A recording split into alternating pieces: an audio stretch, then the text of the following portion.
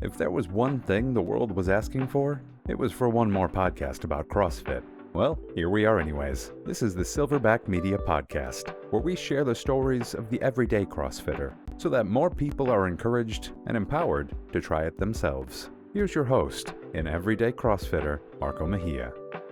What is happening, Silverback Media crew? Happy Friday. I hope you've had an amazing week. I know I have. So, special thing we're going to be doing here. So, over the next 2 weeks, we are going to be having on the coaches from the Untapped Nutrition team. That is the nutrition coaching group that we run out of CrossFit North Scottsdale, and they're getting ready to launch their fall nutrition challenge starting in mid-October. So, I wanted to have both of the coaches on to tell their backstories around fitness and how they got into nutrition coaching. And so that way you can get to listen, hear their stories, see if you want to work with them, if you feel like you understand, you jive with their story, and be able to sign up. So this week we have Rachal Davis on. Rachel is a CrossFit Level 2 certified coach. She's also a certified nutrition coach and our new member coordinator at CrossFit North Scottsdale. So in this story, you get to hear all about her backstory and how all the stages of her story led to her basically building her career within the fitness industry and now to working at CrossFit North Scottsdale. So take a listen to her story. In the meantime, if you want to get in touch or find out more information about the nutrition challenge they are running, go to the Untapped Nutrition Instagram page. The link to sign up for the challenge is in the bio of their Instagram page, so you can sign up that way. So before we get to that conversation with Rachel, remember to do all the things for the robots, like, follow, share, subscribe, send it to your friends. Make sure to follow on Instagram so you find out more information and see some of the other content we're putting out. And now, without further ado, that is 15 down, 10,000 to go, and let's go talk to Rachel. First official question for the podcast. Okay. This is the question everybody wants to know. Okay. How many unbroken wall balls can you do? Oh, wow. Because wall balls are so easy. They're so for me. easy right now. All right, so tell us about the young Rachel. Young Rachel. A young Rachel, yeah. Growing up, were you active? Were you involved in sports, activities, just running around, causing trouble? What did young Rachel get into? I actually wasn't an athlete growing up. Like, I don't have like the classic, like, you know, I grew up doing sports. I was a choir kid and a cheerleader, actually. Oh, really? I feel like I say cheerleader and people are like, that makes sense. You're really loud. So, I mean, I did softball, I think, in like elementary school, but never really like stuck to it. Ballet was actually more what I did like at a young age. Like I said, tried softball. I was like, I'm not coordinated enough for this shit. At a young age, I was able to like understand. You're like, that's not me. No, That's not me. that ain't me. So yeah, ballet, and then like as I got older and more into like junior high and high school, it was like choir and cheerleading. Cheerleading was super fun. So then to get to like JV and varsity, you had to get, I think it was like a round off back handspring was like the minimum. Holy crap. Yeah. So I was like, okay, I could do it. So I spent like all of freshman summer, or like the summer after freshman year, going to tumbling, doing all the things. So I got it, and I like got my round off back handspring. That was super cool. But I didn't really find that I was enjoying it as much. It was more just like, okay, I got it to like say that I did, you know what I mean? Yeah. I don't know if that sounds bad. Like just to prove to myself, like, oh no, you can do it, Rach. Yeah. So got it, and then sophomore year, I went to go try out again, but then I found out that choir and cheer were going to be like the same period. So that was kind of my like turning point of like, hey, what do I like continue with? Yeah. And I went with choir. Okay. And I remember I came home, the choir team, the chorus that I had at my high school, there was a specific group that I always wanted to get into. It's called the Troublemakers. Oh. And they did barbershop music, so it was like 4-part all a cappella, and they wore these like red sparkly tops. Yeah. And I remember I came home and I like put it on, and my mom was like, "You've never lit up like this in your cheer uniform." Oh, that's cool. Like you can tell, like it was just cool validation for my mom of like, you made the right decision. Yeah. Like, you're beaming because of this like little red sparkly top. And yeah, like, so that was cool because again, I had worked so hard for the tumbling piece for cheer, but then like kind of took a beeline and like made another decision, and so stuck with choir throughout high school. That was super fun. And then graduated high school. Okay, what was it about that group that you were like, that's something I want to be a part of? That's a great question. So I was a freshman, And as a freshman, I mean, you're like doe-eyed looking at all of the upperclassmen, Sure. right? Yeah, Like 100%. everybody seems super cool. But I remember going to like my first, and I had been doing choir since I was a wee lad. So I was like, there was just something super impressionable when the Troublemakers like took the stage. Again, this all sounds like so cheeseball, but they just like, they carried themselves in such a different way. And the director, like you can just, the level of excellence, I want to say, that she had for them and like the way she spoke of them, and I don't know, all of them just, and they sounded beautiful. I think what's so cool about barbershop is if it's like done correctly, the placement of all of the singers, it's called shotgun. Okay. So usually you'll have like all the basses, all the tenors, all like you're with your part. Okay. But they were placed in what's called shotgun, so like everyone's just mixed up. Oh. And so you can't really tell like who's singing what, but it just blends like so well. Yeah. And I had never seen anything like that. And they also, I remember, I think it was the first performance I saw of them. Her name was Lori Lyford. She's amazing. Shout out. Shout out. She's never gonna. Maybe she'll see this. I don't know. We'll see. We'll send it to her. Right? Tag you. But I remember in that performance, she was like directing them, and then she just like turned to the audience and she was like, "There you go," and just walked off stage, and the entire chorus just like turned to the audience and like started singing and didn't need any direction. I'm getting like chills thinking about it. It was just so cool. I was like, "Oh my God!" Like I want to like stand like that confident on stage, and singing has always been something I've enjoyed, but yeah, so just the way that they carried themselves, I was like, that's like a woman to me in high school. So okay, that's awesome. That's awesome. Yeah, I didn't realize that. Okay, so now that takes us through high school. So that was high school. Okay, so now we're getting ready to go into college, Rachel. College, Rachel. Oh, boy. Yeah. So I didn't really know like what I wanted to do. I kind of in my head was like nursing. Easy pick in my head. I was like, I've always wanted to be in the medical field.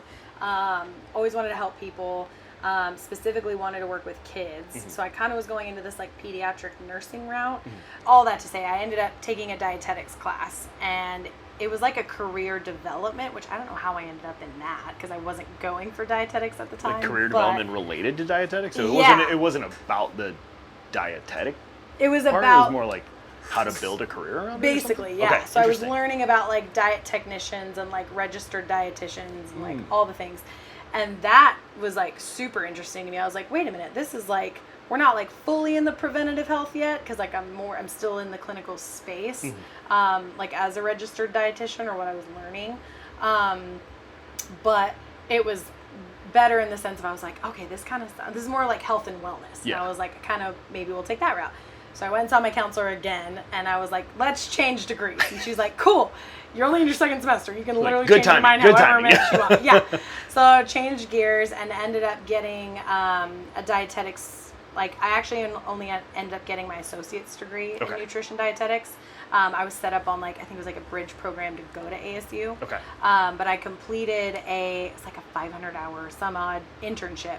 But that was super cool because I got to actually get into each like field of the dietetics world. So like I did a clinical rotation where basically followed registered dietitians around the hospital all day, and it was basically educating patients who had been in the hospital for some odd weeks on, you've had diabetes for 50 years, let me tell you how to change your diet. Yeah.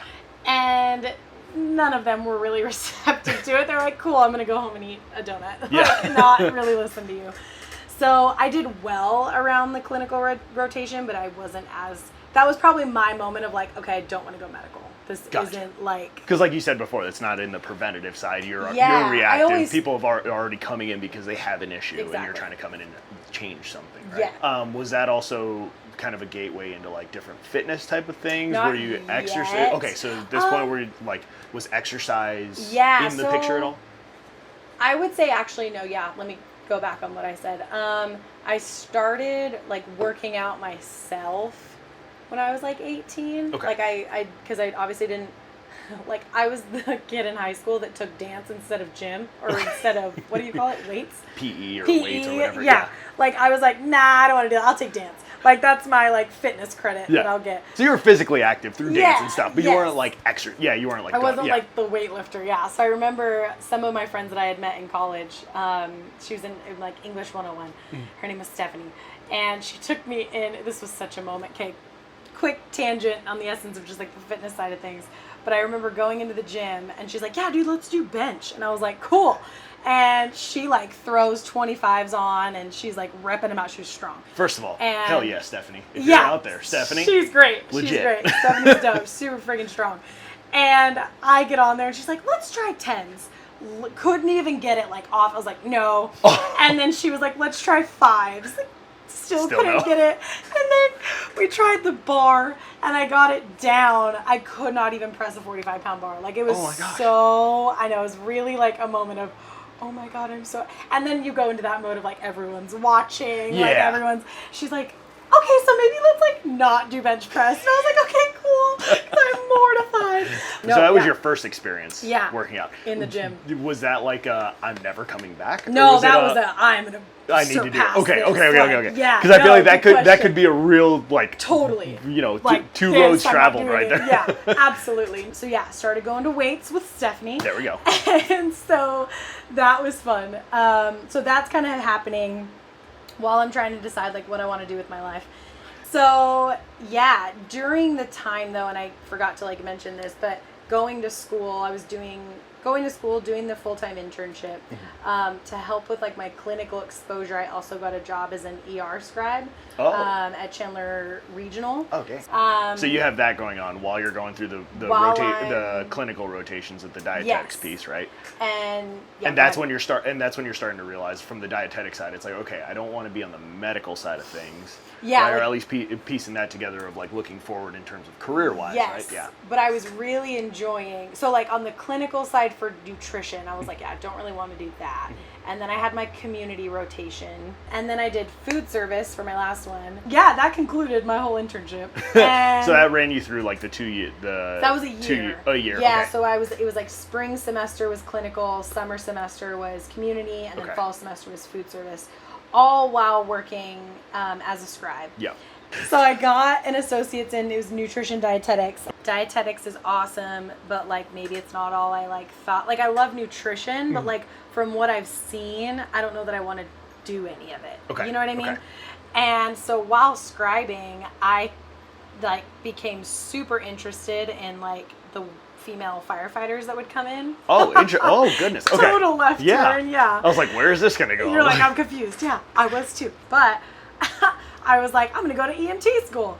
So I did and became an EMT. Was that with the idea that you were like, I think I'm going to be a firefighter? Yeah. Like I then was like, okay, I'm going to take a totally different route. Dang, okay. There was just something about like the female firefighters that I was like, okay, this is like super freaking cool. Like, I would love to do it. And I liked the like there was like an essence of like the fitness side of like firefighters. Okay. Like there was something more attractive about it in the essence of like these women are super strong. Yeah. They're very well educated. And I don't know, like they just stand out in their career. Like there's not a lot of women firefighters. So as we can see what I'm doing now, it's kind of like all pieced together. I was gonna say it's all these disparate pieces that are like somewhat related, but also like how the hell did you end up over there? I know. Then now as it kind of piece together the story, it'll make sense as it comes together. Sense, I swear. So you're in. So that's like 2021. Yep. You had that experience at 18-ish with Stephanie that first time where you couldn't fitness side where you couldn't bench press the bar. Yep. Now you've got a few years under your belt. I'm assuming of somewhat regular, consistent exercise, so right? I was just really just going, what do they call it now? Just like strength training, like the bodybuilding approach to just like buys and tries on Monday, legs on Tuesday, like chest and shoulders. Is chest and shoulders. It's International Bench Day. Good luck finding a bench anywhere in a Globo gym on a Monday. Okay. That's facts. Actually, you're so right. I actually always used to hit legs on Monday because of that. Oh, seriously? Wow. So I was like, you guys, I'm gonna go do legs. Yeah, you're like, nobody's touching a squat rack on a Monday. Okay, so now you're doing that, which then makes sense, right? You're getting stronger. I'm assuming throughout that. So you're seeing the firefighters, and you're like, okay, there's a strength component to that with the emergency response. So then, and obviously now you're not a firefighter. So at some point,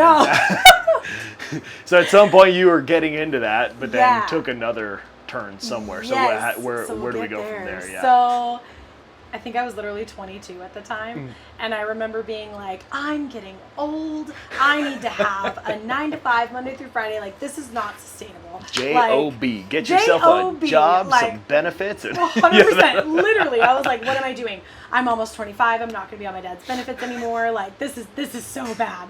And that's right. That cutoff when you're off the payroll. Yeah, sucks, dude. Oh my God. But 22-year-old Rachel was having a midlife crisis and was like, you need to figure out what you're going to do. This isn't sustainable. Like, you've done all these things, but like, you don't really have anything to like show for it. Yeah. So then I decided to go and get a corporate job at State Farm. And really? I worked at State Farm Insurance. It was just a claims adjuster. Oh.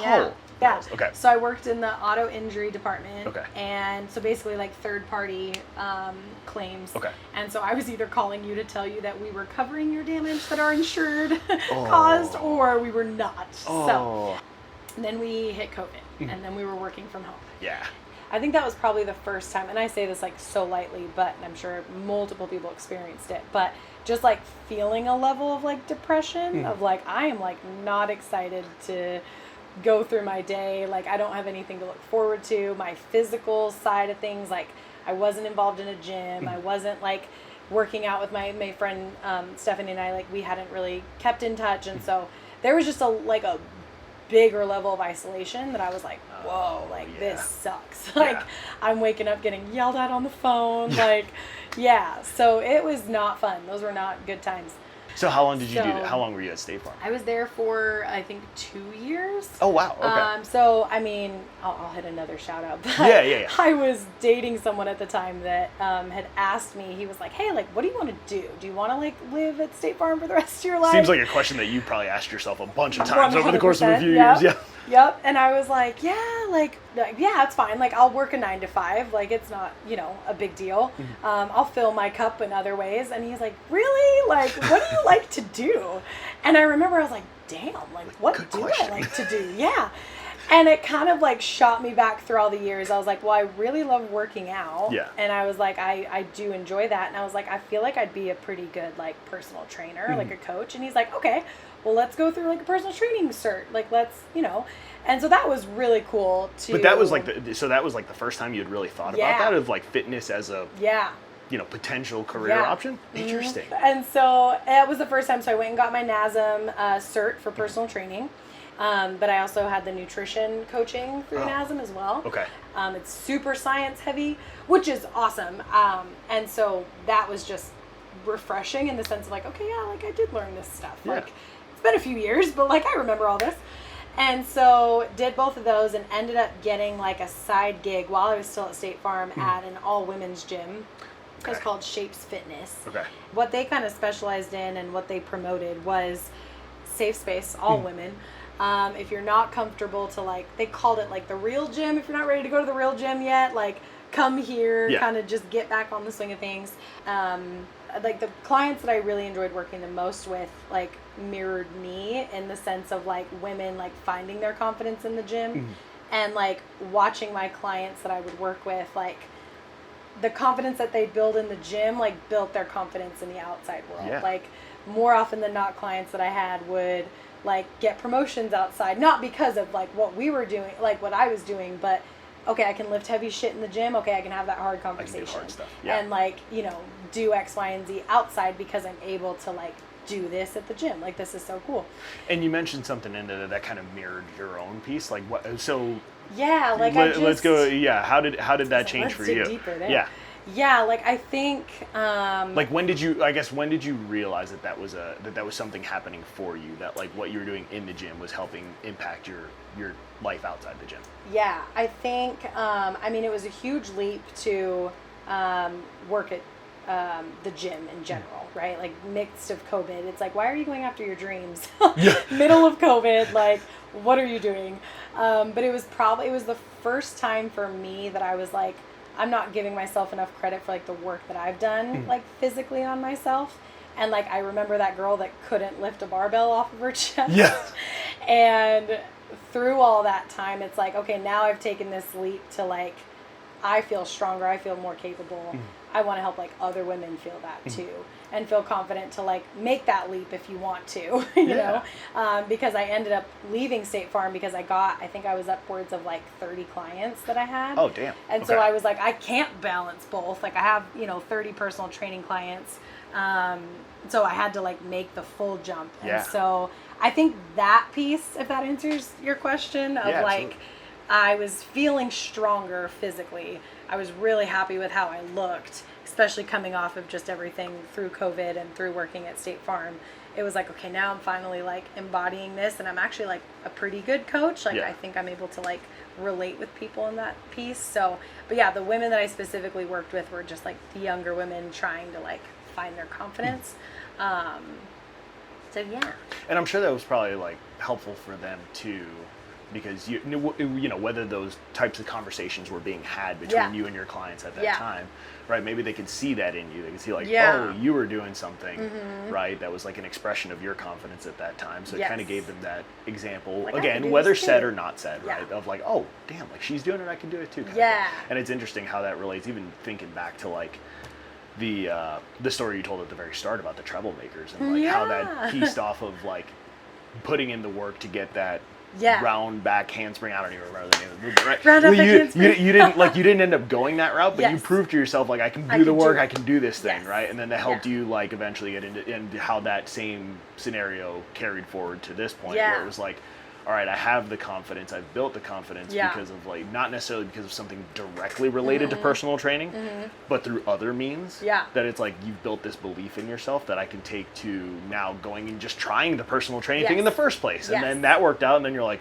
well, crap, now I hit another kind of crossroads. It's just like, I can't balance that with a full-time job. So I gotta do what am I gonna do? Right? Yes. That's really cool. Yeah. No, thank you for wrapping that up. That was beautiful. And the just put a beautiful bow on it, because it does, like when I think about it in, a general way, it's like, wow, Rachel, you were doing all these things. Like, how did it get you to here? But there always was, I think, a underlying obviously confidence was huge. I mean, confidence for everyone is huge, whether you admit to it or not. But it was, once I was placing myself in a position of like, okay, I'm the trainer, like I have to embody this because I'm like pouring into you. It was almost more of a challenge of like, hey, I need to fill like my cup too. Like I need to like practice what I preach. So yeah. And sorry to cut you off if you were, that the story you're telling there, right? And you even mentioned it at one point. You're like, you didn't have like this crazy transformation or weight loss story.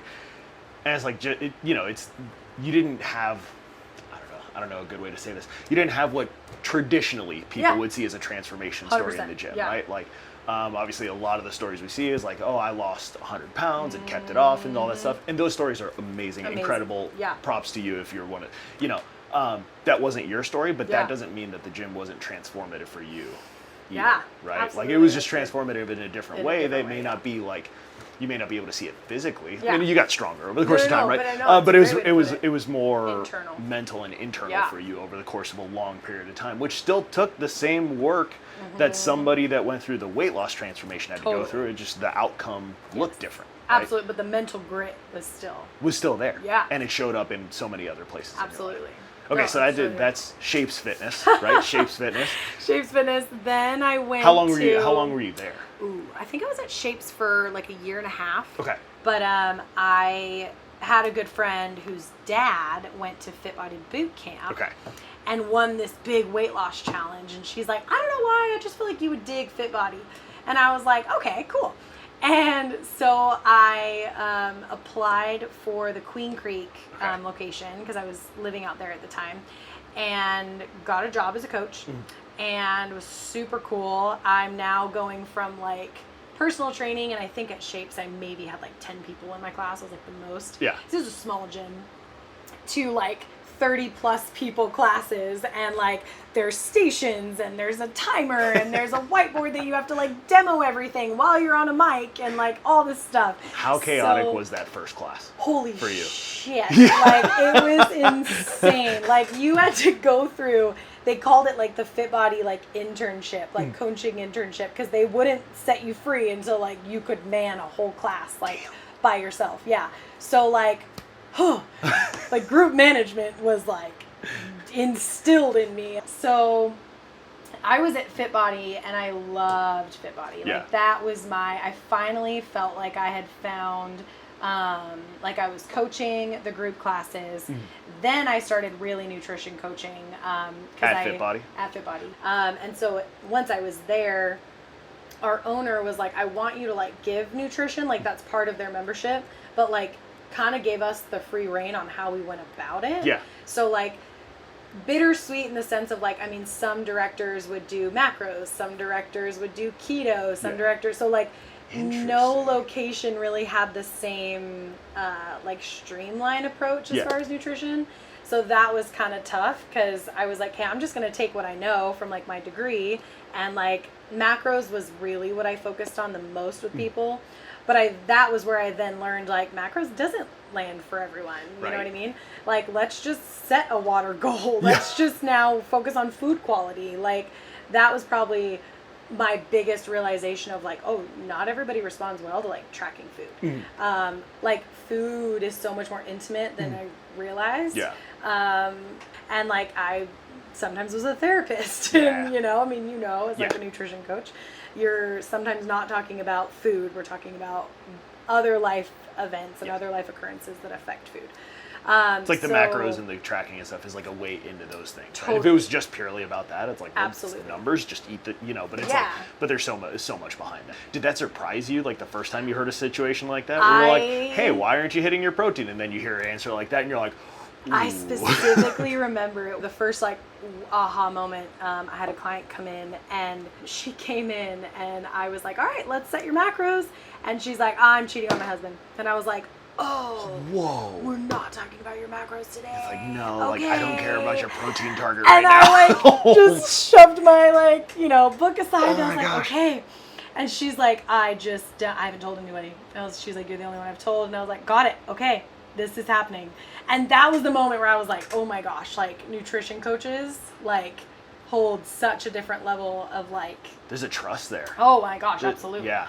And so, yeah, it was, you know, it was crazy. But it was also the most like beautiful interaction because like it gave her that conversation of like, I just listened and we didn't even talk about food. Yeah. And it was just, you just need to fuel for like what you're going through right now. Yeah. And it's A-okay. And like, thank you for trusting me with this.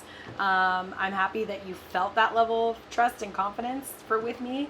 How did that change your approach after? Because obviously, like, you know, you're not going to, every client isn't going to come into a session and have that type of story or interaction or anything like that, right?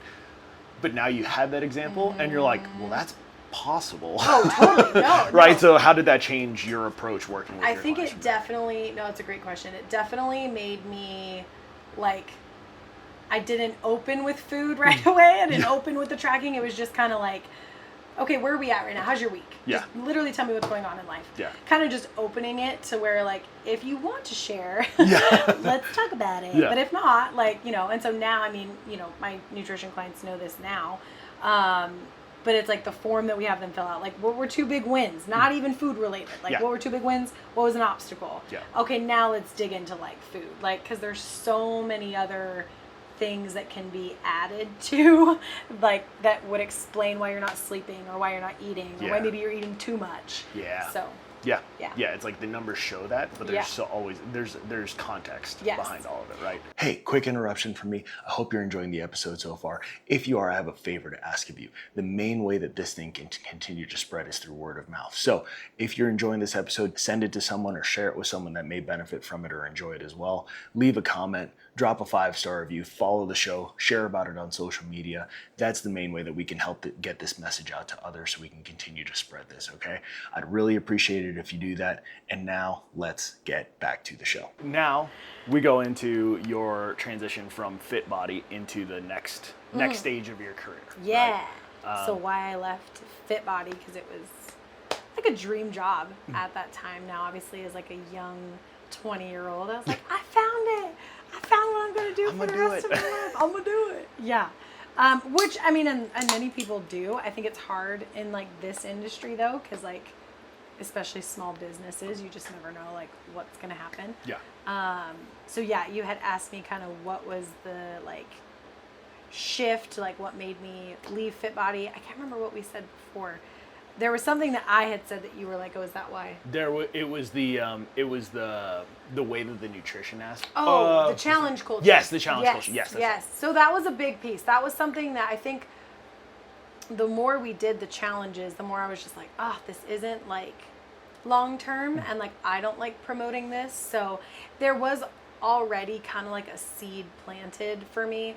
And in case it wasn't recorded, what you were seeing a lot of was, the same members going through the challenges over and over again, basically losing that same 10 to 20 pounds every single time, right? Yeah. Do something unsustainable for the challenge, Yes. lose the weight, challenge ends, woohoo, all right. Yay, Then go it right comes back. Yes. and the cycle continues. So Totally. that seeing that, at least in your mind, kind of started to plant the seed of like, not sure if I'm like, if I'm on board with that approach. Totally, Yeah, for sure. No, absolutely. Like, could it be a like kickstart for someone and then they like continue to have the good habits? Yeah. But because we had so many challenges, like you had really big FOMO if you didn't do the challenge. So then it was just the continuous, hamster on the wheel. But yeah, so the big like kickstart that kind of got me to leave FitBody, we did a service trip. And we had found out about the service trip through what's it called? I almost said World Fitness Project. Oh my gosh, no. Not that. World Conference.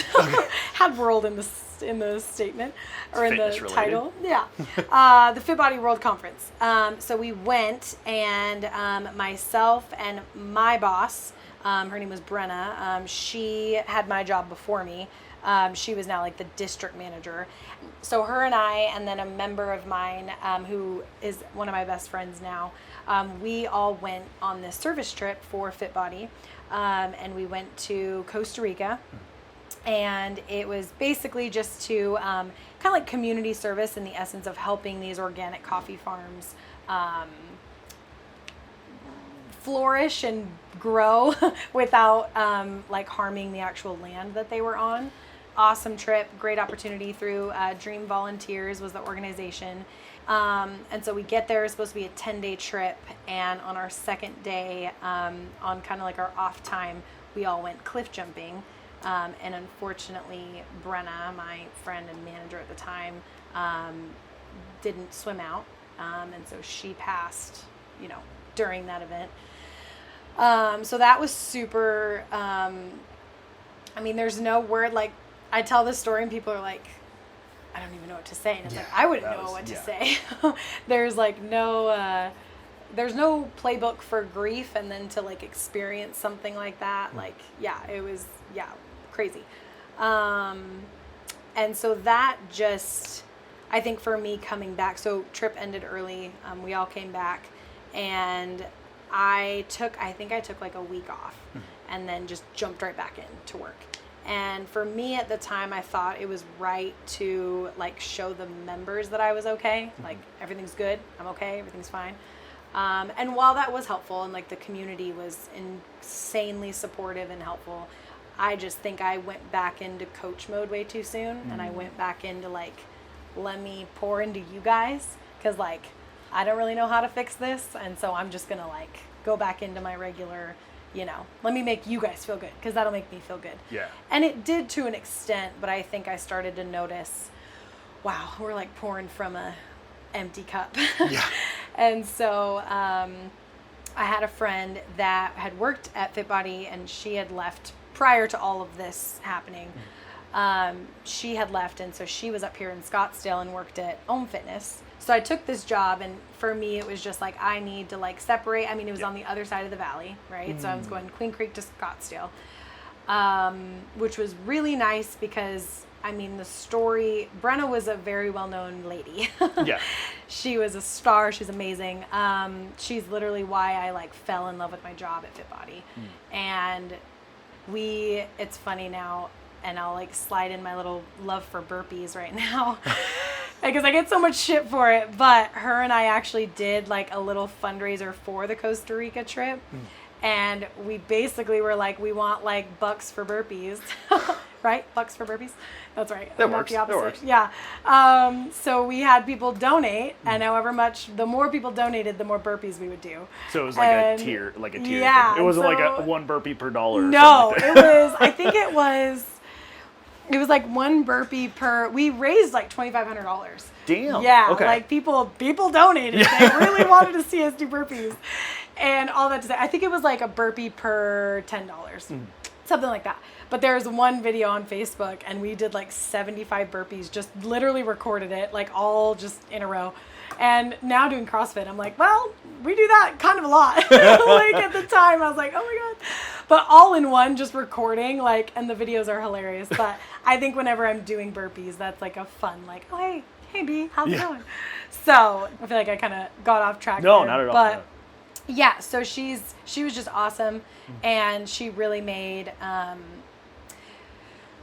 me more confident in just the industry, and like reminded me that I was just really good at my job. And I think I didn't realize how much of a boost I needed at the like with what I was doing.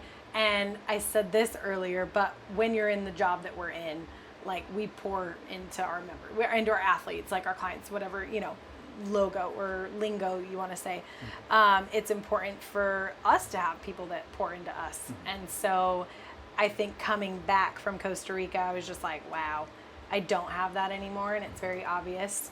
Again, amazing people there. Don't want to speak ill will of anyone, but it was just like my source wasn't there anymore. And so I think it was probably the first time I had made like a selfish decision of like, I just can't like be here anymore. Yeah. But yeah, when I went to Ohm, that was like my kind of healing time. It played its purpose, and I am who I am because of it. Definitely perfected my public speaking skills while at Ohm, just with all the presentations and traveling that I did. But then through Ohm, I actually hired Rocky. Oh, did you really? So Coach Rocky, yeah. Oh, I didn't. Okay, I knew she was there too. I didn't realize you hired her. I don't know if I ever told you that. Yeah. So my first day, literally my first day, because I was studio manager of the studio, and they were like, all right, well, we have a coach interview because you need coaches. And I was like, cool. And Rocky walks in, and I was like, she looks kind of dope. Like, she also looks really fit. And I was like, she's super cool. And great energy, and we're talking, and she mentions at one point that she does CrossFit. And I was like, okay, yeah, I've always wanted to like. So was that your first like so real? I had tried CrossFit once when I was like 18, and it was super. I know I didn't mention that. It was not important enough for me to even say, like. You really left that detail. Never mentioned, yeah. You so mentioned my bad. not being able to bench 45 pounds. That was yeah. But like I think I literally did CrossFit for like it was a few months, but it was not consistent. Like I would go here and there. What do you remember about that stretch? That stint doing CrossFit? Yeah, I remember. This gym doesn't even exist anymore. So like all fairness here, no guidance. Like I had no, like it was just like you showed up to class, you like kind of got a bit of a brief, and then you just like kind of just did your own thing. I never really remember seeing the coach walk around. Like they kind of just went away for the class. And then it was like we did a strength piece. And then like all of a sudden the coach would come back, and then we were like doing the workout. Yeah. And I just remember always being like really lost and like confused. And so again, I should have mentioned that earlier, but it wasn't impressionable enough for me to be like, okay, obviously I remember just being like, this is way out of my league. I can't lift 45-pound bar. 45-pound bar. Like, why did I think I could do CrossFit? Which is crazy too, because obviously we know like a new member will come in here. Right, which we're in CrossFit North Scottsdale. Yes, we are. New member will come in here, and I mean, I feel like we have really good coaches. No, for sure. But a new member, if you've never done CrossFit before, it still takes a little bit of time. 100%. Right, it takes time to get used to the terminology, the movements, the flow of class, all that stuff. Even with the the best coaches, right? So I can't even imagine walking in without it, and then just like it was that just not being there. Like they were there, but they weren't. Yeah, it was just present. Not present. So it was just such a poor experience. But also at the same time, I was like, oh, but I also want to like try to do it again. So then back to the initial story where I, meet Rocky, and she tells me she's also a CrossFit coach. I was like, damn, okay. Well, that's so how long ago was this when that happened? This is probably coming up on like the last that was in 2-3 years, something like that. 23? Okay, so 2 years ago. Okay. Yep. Okay. And so in 23, she was like, dude, come try it. Just come try it. And I was like, okay, mind you, I've been doing like OM workouts, which are very different than, you know, like CrossFit workouts. Different, I mean, every workout's different, but I was being like, my baseline was a lot different. And so I remember coming into class and it was like rowing, burpee bar touches, and like something else, but it was just all fucking cardio.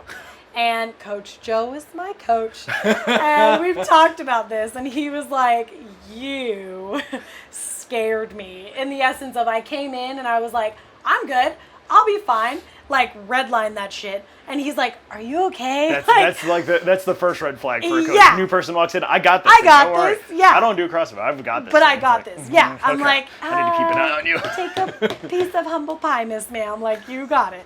Yeah. So he was just like, yeah, like you're fit, you're in shape. But like, this is such a different like stimulus that you're probably not used to. And he didn't say it like that. Yeah. But there was an element of like, I finished the workout and Rocky was like, welcome. Welcome. And I remember that vividly. We're just like pool of sweat laying on the ground, and she was just like, welcome. So how did that first class? Yeah. How did that like change your view on CrossFit? Because obviously before that, I mean, you have these connections, you have these other coaches you're working with or you hire, right? That are telling you, hey, come try it. But you've still got in your mind the time you did try it. Yes. And how rough of an experience that was. Now you've tried. Yes. You've tried it again. And how how did that change? So what I really appreciated, and like the first time I tried it, I wasn't a coach. And so I think like the first thing I noticed was the level of coaching, coming from like Fit Body and like as a personal trainer. That was like the lens that I was seeing it in at first, because I was just like, wow, like Coach Joe, shout out. I just appreciated like he introduced himself like right away. He was like, okay, new member, new athlete. Way different than my last experience of like, oh, you're new.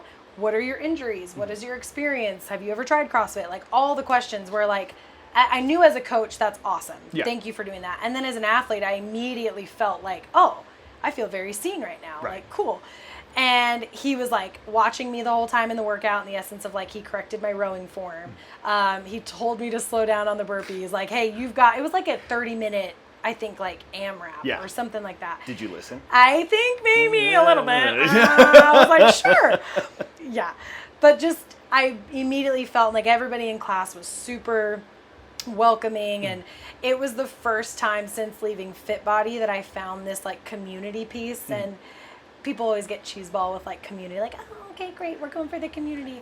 But it's such a different level, like when you're just, I started coming to that same time. And it's like those people were like, what's up, Rach? Yeah. How's it going? And it's like, oh shit, like you're noticing when I'm here, you're noticing when I'm not. Like it goes such a long way. Yeah. Especially when I had been like missing that community piece and never really found it at OM. Like OM really was just like a job for me. And so to like finally be a member and experience like these are hard, I already said it, hard fucking workouts. It's not easy. And there were times that I'd look at the app and I'd be like scared of like, oh, I don't know if I'm ready for this. But there was also this confidence of like, I know every coach that I've experienced has like scaled the workout for me appropriately or like is okay if I scale it. And it kind of turned into this just like appreciation as I kept coming to class. Like physically, I wasn't super confident at the time, just kind of with everything I had been going through. So I didn't really recognize my body. And I say that to it wasn't an astronomical change, but for me, I think I internally felt different.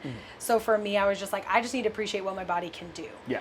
And so these workouts are perfect for that. And just the methodology itself, it's like the measurable fitness, you know what I mean? And so I was able to like, wow, I can row faster in this period of time. Like, okay, I rowed 9 calories in this period of time a couple of weeks ago. Now I'm rowing it in this time. So I had never experienced anything like that. And just the programming itself, I was like, there's so much meat to this. Yeah. And right when I think I'm good at something, there's so much more that I can then put my attention to in a good way. I know some people might look at that as like a negative, but it's like right when you think you've hit the ceiling, it's like, oh, but have you worked on your gymnastics? Like you may be a great runner and a great lifter, but like, you know, so. How are your pull-ups? Yeah. How are literally. your burpees? How are your push-ups? Wow, I'm not good.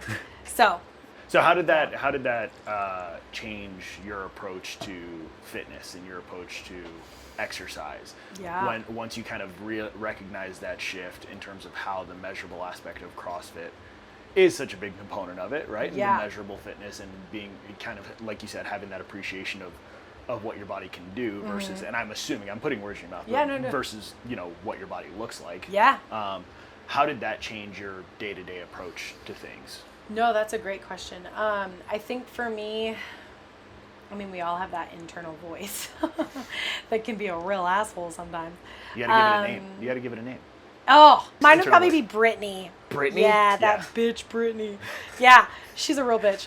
But I don't know why where we came up with that. That's like a mental trick, and I heard this from someone else, right? Mental trick whether it's like, you know, you're working on your nutrition, regardless of whatever you're working on. We all kind of have that little voice that we struggle with, right? Yeah. That's always like, are you sure about that? I don't know if you're good enough. Do you have that? You know, that almost like imposter syndrome voice. And I heard somewhere like if you give that voice a name, and if you think of a name of a person that you just don't like, maybe some kid that beat you up in your childhood or whatever, it doesn't matter. But it's like giving that voice a name. Yeah. Then when that voice pops up, you can be like, why don't you shut the hell up. Yeah, there's and you can more name like it, power to it, giving him a name. Okay, sorry. Internal voice. Yes. Internal voice. Internal voice. Trying to think. It was just like a slow process, I guess, for me. In the essence of it was probably, I want this to come off right. I had never really struggled with like motivation. Okay. Like I had always, and I feel like this answers the question. I had never struggled with motivation in the sense of like, just get up and work out. Like, why is that hard? Yeah. And so when I was talking to clients, I almost felt like at FitBody and Shapes even, and I'd like talk to people that would struggle with like, it took everything to get here today. And it's like, I'd empathize and I would listen and I would, you know, but it's like, I didn't really get it. Like, I was just like, I've never had that. And I really struggled to like come to CrossFit because it was like super, not even just CrossFit itself, but I think just with where I was at in my life and not feeling happy, I was just like, I need to appreciate like where my body's at and just the confidence that I got just each day in class and like being able to like, whether it was lift heavier or run more, or like, it was just the first time I really had to overcome my own like lack of motivation. So that changed it started to change when I was like, I'm moving better. I feel better. And like, but my consistency started to pay off. Yeah. If that makes sense. Yeah. So yeah, it was just, I finally was like, wow, Rach, like you're not motivated and you're very much like, just like everyone else. And not that I ever put myself on this like pedestal, but it was like, I've always been a coach. I've always been motivated. Like, I don't have a problem with, you know, not wanting to show up. And I was like, I don't want to show up, but the people there and like the exciting piece of, you know, you might get one step closer to getting a pull up or, you know, doing something that you've always wanted to do. Like, it was just, I guess that would be my answer. Yeah. It's weird how that came together timing wise of like losing, and like you said, it's not necessarily like you're putting yourself on a pedestal, but it's almost like now you had an understanding of what people were going through previously, right? Yeah. You want to kind of put it that way. And so now the timing of when you had that stretch of a little bit of loss of motivation to just go show up and work out, combined with the timing of when you found CrossFit and having that community component like you were talking about, along with the workouts and everything obviously too, right? Those two things meeting at the time that it did is probably really beneficial for you because it gave you a reason to keep coming back. It did. To keep coming back and keep showing up. And I used to say it a lot when I was at FitBody because we were on the mic and we'd always have time to like say a little spiel at the end of class. But I lied. I didn't say this part, but I would say a motivating spiel thinking in my head, like, this might be the best hour of someone's day. And like, I finally experienced that. Like, I was so excited to come to CrossFit. Yeah. Like, I wasn't. You know what I mean? It was just like, I don't feel motivated to work out, but I really want to go. Yeah. And like, I have all this other shit going on. Like, I've moved to a new part of the city. You know, I have a job. I'm doing all the things. But like, I'm so stoked to go to CrossFit. Like, the workout might suck and I might not be excited to do the workout, but I'm like excited to go to the gym. Yeah. And so it was just the first time that I think I experienced like, that is the best part of my day. And so, yeah, there was that timing piece. And I think it makes me a better coach now, being on the CrossFit side, because I can imagine this is probably athletes that we have now. Yeah. This is the best part of their day. So it makes me want to pour into them more and like do my job better. Yeah. and on days that I feel off, because we obviously all have those days. So. Well, and I think that goes to, and you even talked about it a little bit, like coming back from that service trip, right? Of like making sure that you're, what the way you put it was, you were trying to pour from an empty cup. Yeah. And so I think now, hearing how you've kind of talked through that development, or the like coming up to that point, right, of like learning how to fill your cup so that way you can pour back. But I think this is evident in like the content and the things you share now. Is that like, I think, and I mean, again, you correct me if I'm wrong here, but the way I kind of interpret is that when you came back from the service trip, you kind of tried to put this face on of like, not necessarily everything's okay, but like, I'm just going to do my job as it was before, and it's going to be all right. Yeah. And I think now you still show up and do what you need to do, but you're also more open about like, that doesn't mean it's easy and everything's okay. Yeah. Like I still have these things that I'm, going through and working through. Yeah. And I can still show up for myself too, right? Like you Yeah. kind of accepting both of those things at the same time, right? Yeah. Would you feel like that's a fair? Absolutely. Yeah. Okay. Absolutely. No, yeah, you said that very well, because it definitely, it was humbling. Yeah. And I think that's the piece, is a lot of us coaches, I think, get into the mindset of like, well, I've just always been like this. Like, why are you not like this? And it's like, does that make you a good coach? No, like, I'm kidding. But like, we like placing yourself in the athlete's shoes, and like, I wouldn't wish what I went through on anyone, but like, there is that silver lining piece of like, wow, I really had to like hit rock bottom to like, I mean, appreciate everything in my life, obviously, but like, I lost the love for fitness and like left this crazy great community because of what happened. And then it was like, I was looking for that for so long, and then to like find it here, and then have the puzzle piece moment of, Ash happened to ask me, I don't know what we were talking about, but somehow nutrition came up, and she was just like, what? You have a background in nutrition? I'm trying to launch a nutrition program. And I was like, cool, bro. I could maybe help you out with that. So, So how long into being a member here did that conversation take place? I think I had just hit, no, it wasn't even a year, actually. Oh, really? Okay. Yeah, so I started August of 23. As a member. Okay. And then I didn't, no. Actually, no, I didn't actually start working here so August of 23 I was a member. I didn't start working here until like November of 24.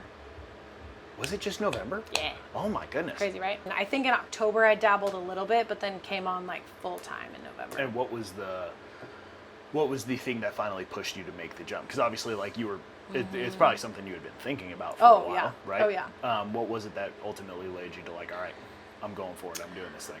Yeah. I got to a point where I wasn't like, and I think it's probably obvious by now, but like being passionate about, especially with what we do, like you should be passionate about it, and you should also be like doing it yourself. Like in the essence of like, I think it's really important to like do the CrossFit workouts. You know what I mean? Like whether you're doing class or not, like do some element of CrossFit to be able to speak to it. And so like with I was there full time, and I was travel training, basically promoting this product that like I'd get people asking, well, how many times do you do EMS? And I was like, I don't do it. And then they're like, well, what do you do? And I was like, I do CrossFit. And so it got to a point where I was like, wow, I'm just not like, I'm really selling this thing. I know, yeah. And like, and I remember I'd see people's faces, like I'm there for a week trying to like promote this product, and they're just like, so you don't even use it? And I'm like, yeah, okay, this is not a great look. Like, no, I don't. And so that was probably my moment where I was like so stoked to like come to CrossFit and work, and like I'm excited to come to work every day now. Yeah. So when I hit the point of like, I can't fake it anymore. Like there was an element of like, okay, like can I try? Can I do it? And it just wasn't there, but it served its purpose. And I met some amazing people. I literally would not be here without Om. So like there's that piece too, because like Rocky and I like met. It's so funny too, listening back on the whole story, because holy crap, there's some chapters in here, right? Listening back on all those things and how like we were saying, right? We joked that it's like all these weird puzzle pieces all over here. It's like, oh, we got choir, and now we got tumbling, and now we got EMS, and now we got ER Scribe and dietetics, and now all of a sudden, but they are like building on top of each other to what you know the picture is today. Yeah. Weirdly enough, somehow it all came together. I haven't said my life story like this, and I don't even know how long, and I feel overwhelmed. I get it. I understand. You've lived a lot of lives. Goodness. Okay, so I'm not even 30 yet, Rachel. Sorry. So now you're here. Yes. So now you're at CrossFit North Scottsdale. Yes. I'm sure that was like not scary at all when you first made the jump. Yeah, not at all. Totally comfortable, totally cool, no big deal whatsoever. No, it was super scary.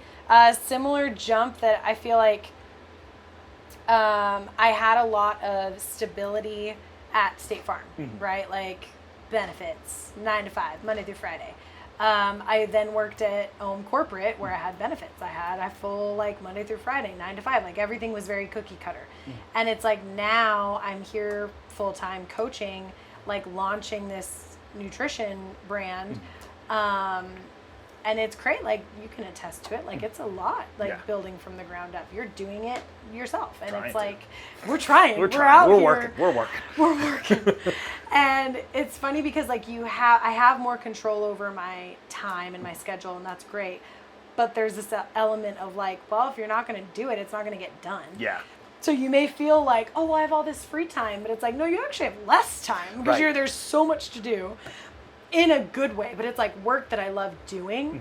And so it's like there's never been a part of me that's like feels, I don't know, burnt out and exhausted because it's like I'm enjoying it so much. Yeah, you know what I mean? Sense. That makes it's sense. terrifying and it's scary, but it's like, and to work for like, shout out to Neil and Ash, all these shout outs, but like to work for, again, that was like another thing I had been looking for since Fit Body is like, oh, I want to work for people that are gonna like pour into me. And like, you can attest to this. Like 100%. They are like, oh, I've gone this long without crying and we're not gonna do it now. But they're just awesome to work for. And it's like a huge blessing to like work for people that pour into you and care about you, not only like in the gym, but outside of the gym too. So that's been a huge blessing, and to be able to like find that here has been awesome. Yeah, 100% understand that and believe that too. Like they, you know, Ash and Neil, which, you know, Ash, at whatever point in time this episode comes out, Ash has already been on the podcast. Neil has not yet. Neil has not yet. We got a Remy. Sorry. We got Remy showing up. He's here. But yeah, I mean, and you know, like, and I'm not saying this trying to make you cry. But like considering, you know, the way you talk about Neil and Ash and the way you talked about how Brenna poured into you at Fit Body, it seems like that was this was the instance or the scenario or situation you were looking for work-wise to be able to help you continue to develop and give you the, I guess, freedom to do the things that you need to do to continue to help pour into the members and the people that you're working with, right? So yeah, that continuation of that type of work for you is probably what you were hoping for. What you were looking for. So, what now? Obviously, now you're doing all, you know, so many things here.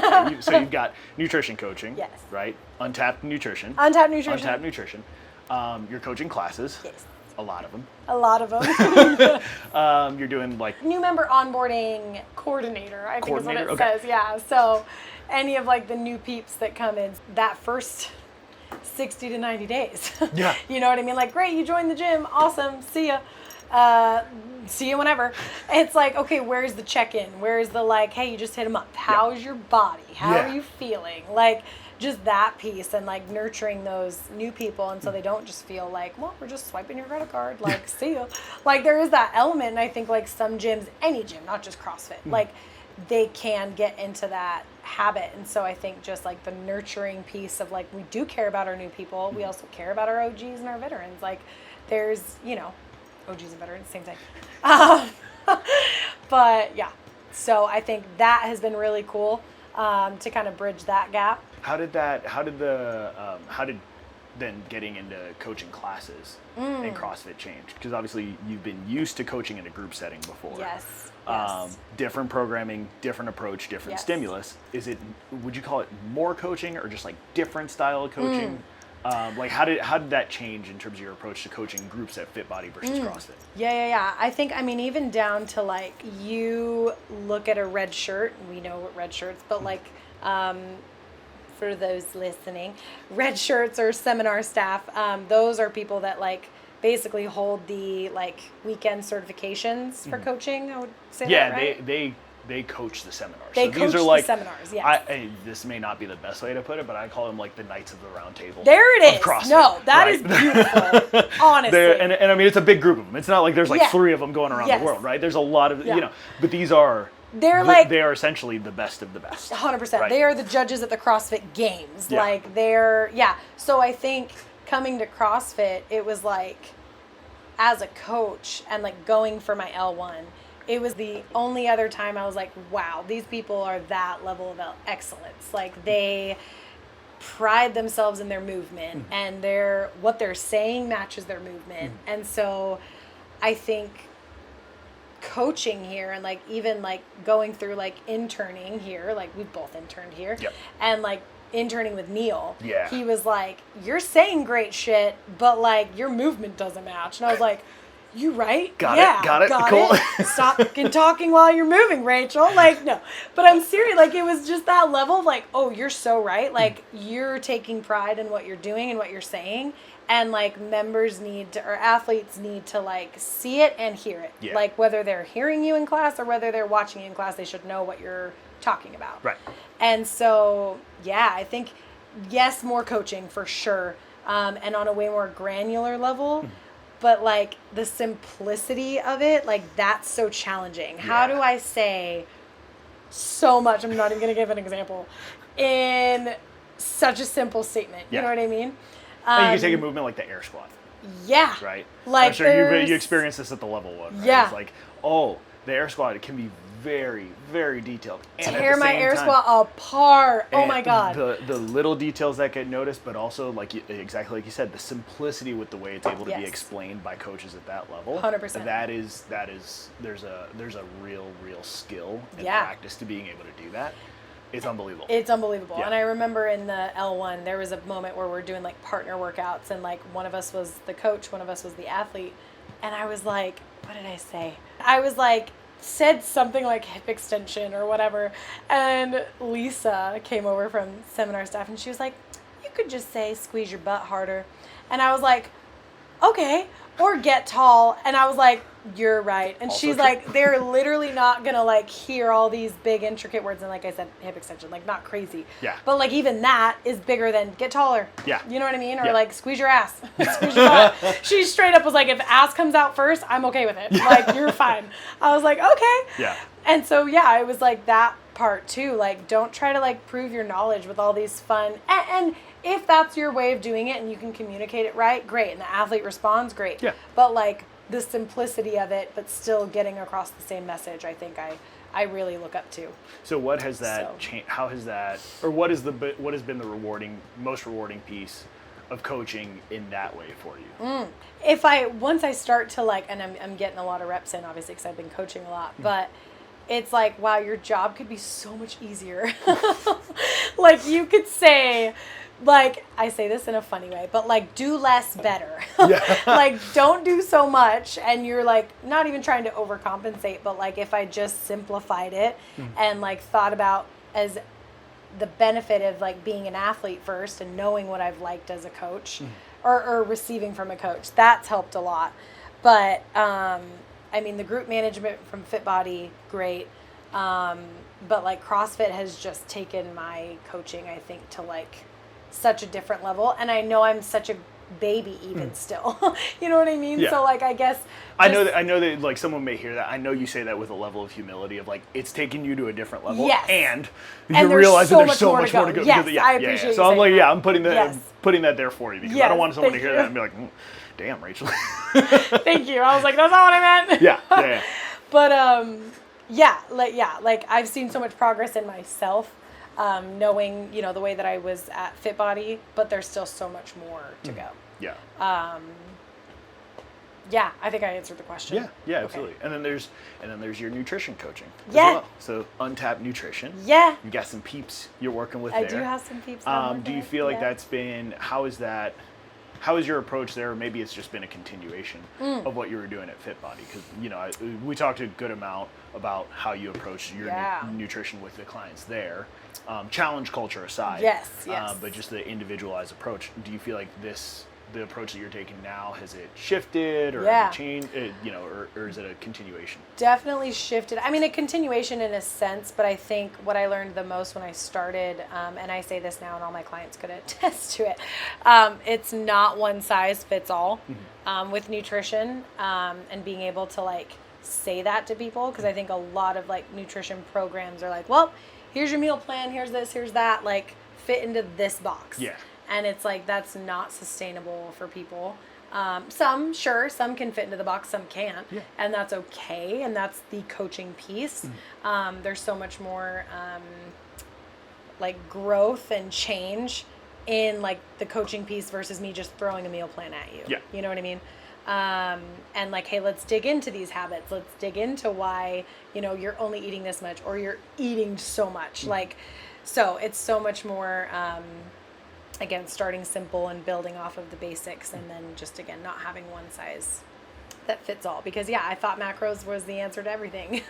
and while there are so many benefits in tracking macros, and like more often than not, the people that I work with end up tracking because we build a better relationship with it, it isn't always the first thing that I pitch, whereas in the past I did. Yeah. Because I kind of thought that was the only answer. Yeah. Whereas, people can see insane results with not tracking. Yeah.